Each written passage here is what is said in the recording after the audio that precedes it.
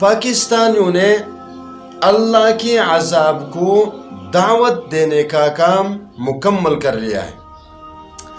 اس میں دو چیزیں میں آپ کے سامنے رکھ دیتا ہوں، اور ہر مسلمان اس بارے میں سوچیں اور غور و فکر کریں کہ ہم پاکستانی کس طرف جا رہے ہیں۔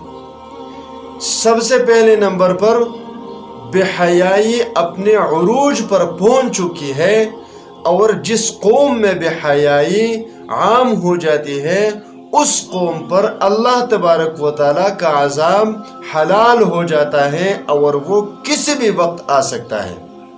تو ایک تو ہم نے بے حیائی کے ذریعے اللہ تبارک و تعالیٰ کی عذاب کو دعوت دی ہے۔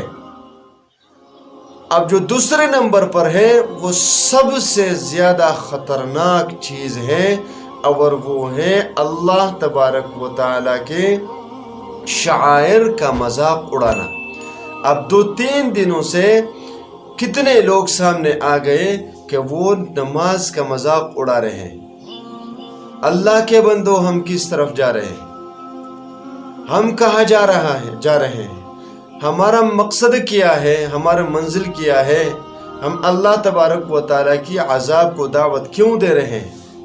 شاعر اللہ کا خیال رکھیں، ادا نہ کر سکنا الگ چیز ہے، لیکن اس سے انکار کرنا کفر ہے، اور اس کا مذاق اڑانا بھی کفر ہے۔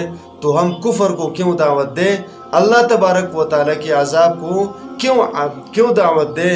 میرے بھائیوں، بے حیائی کو روکو، بے حیائی سے باز آ جاؤ، شعائر اللہ کا مذاق مت اڑاؤ۔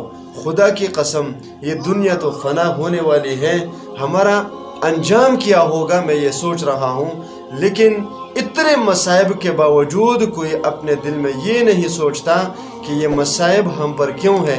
انہی مصائب کا جڑ تو یہی چیزیں ہیں، بے حیائی اور شاعر اللہ کا مذاق اڑانا اور اس کے بے حرمتی کرنا۔